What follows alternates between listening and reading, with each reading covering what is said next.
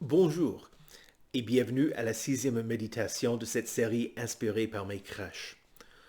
Aujourd'hui, je veux vous parler d'une crèche que j'ai achetée lors d'une visite en Israël. Le troisième jour, aux alentours de Jérusalem, notre itinéraire nous a fait traverser la frontière palestinienne pour visiter l'église de la Nativité à Bethléem et pour visiter les champs où les bergers ont gardé leurs troupeaux. La structure de l'étable est faite de bois d'olivier de la région et les personnes et les animaux sont en plâtre. Je sais qu'elle n'est pas haute de gamme, mais je garde toujours la mémoire de l'homme qui a insisté pour que je l'achète. J'avais apprécié des crèches semblables dans une boutique que nous avions visitée plus tôt dans la journée. Mais là, les prix étaient trop élevés. L'après-midi, à la fin de la visite au champ des bergers, j'admirais les crèches que vendaient les pauvres chrétiens palestiniens. Notre guide nous a expliqué que les gens en Palestine vivaient pauvrement en comparaison aux Israélites, mais que les chrétiens de cette région, une région majoritairement musulmane, étaient encore plus désavantagés. Ils vendaient leurs crèches à des prix très raisonnables, surtout en comparaison de celles dans la boutique.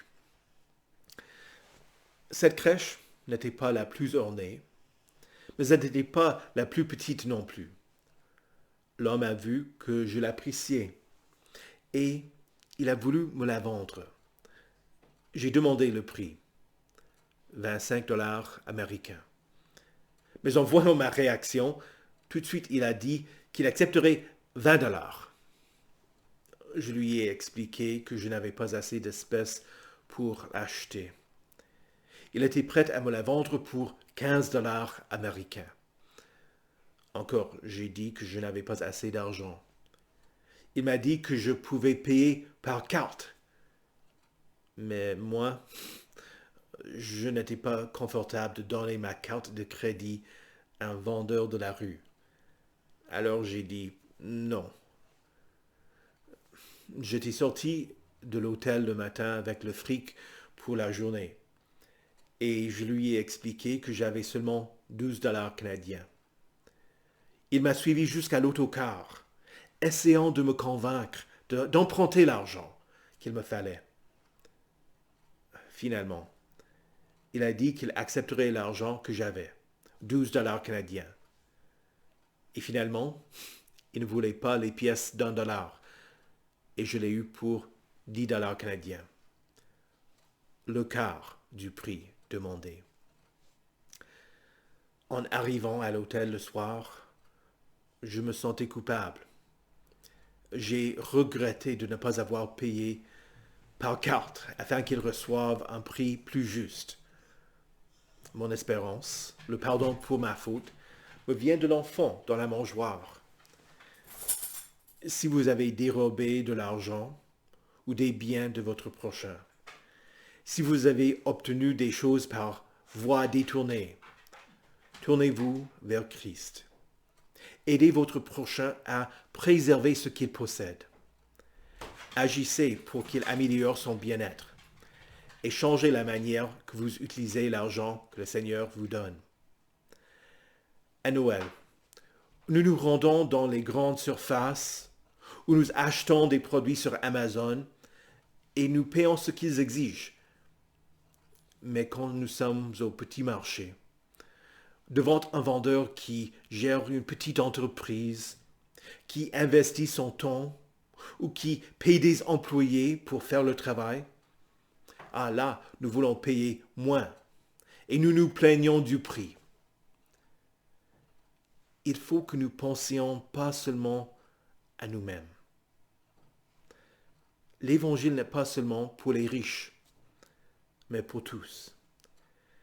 C'était aux humbles bergers que les anges ont annoncé la bonne nouvelle. Marie et Joseph n'étaient pas riches. Ils vivaient humblement.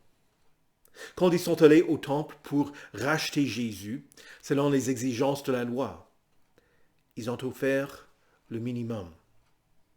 Non pas parce qu'ils ne voulaient pas donner plus, mais parce qu'ils n'avaient pas plus à offrir.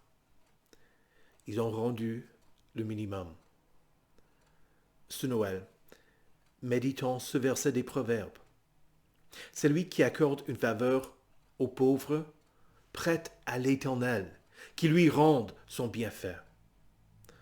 Et encore dans la lettre aux Hébreux, n'oubliez pas de faire le bien et de vous entraider, car c'est à de tels sacrifices que Dieu prend plaisir.